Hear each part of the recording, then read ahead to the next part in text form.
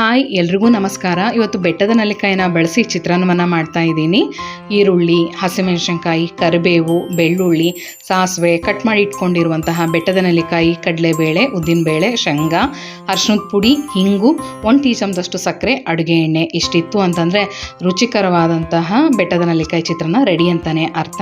ಇವಾಗ ಒಂದು mixie ಜಾರಲ್ಲಿ cut ಮಾಡಿ ಇಟ್ಕೊಂಡಿರುವಂತಹ ಬೆಟ್ಟದ ನೆಲ್ಲಿಕಾಯಿ, 1 ಟೀ ಚಮಚದಷ್ಟು ಸಕ್ಕರೆಯನ್ನು ಹಾಕಿ ತರ್ತರಿಯಾಗಿ ರುಬ್ಕೊಳ್ತೀನಿ. ಇದಕ್ಕೆ ನೀರೆಲ್ಲ ಹಾಕೋಕೆ ಹೋಗೋದು ಬೇಡ.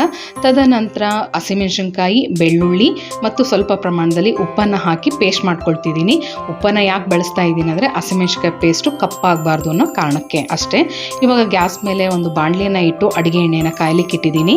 4 ಲೋಟದಷ್ಟು ಅನ್ನಕ್ಕೆ ಇವತ್ತು ಈ ಮೆಜರ್ಮೆಂಟಲ್ಲಿ ನಾನು ಬೆಟ್ಟದ ನೆಲ್ಲಿಕಾಯಿ ಚಿತ್ರಾನ್ನವನ್ನು ಪ್ರಿಪೇರ್ ಮಾಡ್ತಾ ಇದ್ದೀನಿ. ಎಣ್ಣೆ ಕಾದಿದೆ. ಇದಕ್ಕೆ ಸಾಸಿವೆ, ಶೇಂಗಾ, ಕಡಲೆಬೇಳೆ, ಉದ್ದಿನಬೇಳೆ, ಸ್ವಲ್ಪ ಪ್ರಮಾಣದಲ್ಲಿ ಹಿಂಗನ್ನು ಹಾಕಿ ಚೆನ್ನಾಗಿ ಬಾಡಿಸ್ಕೊಳ್ತೀನಿ.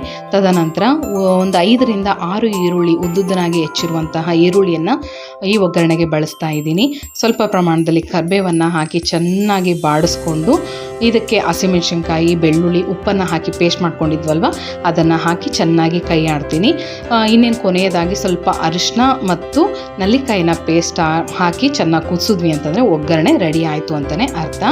ಈ ಬೆಟ್ಟದ ನೆಲ್ಲಿಕಾಯಿಯನ್ನು ಯಾಕೆ ಬಳಸಬೇಕು, ಇದರಿಂದ ಏನೆಲ್ಲ ಉಪಯೋಗಗಳು ಇದೆ ಅಂತಂದರೆ ಪ್ರತಿನಿತ್ಯ ಒಂದು ಬೆಟ್ಟದ ನೆಲ್ಲಿಕಾಯಿ ಬಳಸೋದ್ರಿಂದಾಗಿ ಕ್ಯಾನ್ಸರ್ ರೋಗವನ್ನು ಬರದೇ ಇರೋ ಹಾಗೆ ತಡೆಗಟ್ಟುತ್ತೆ ಅಂತೇಳಿ ಹೇಳುವಂಥದ್ದು.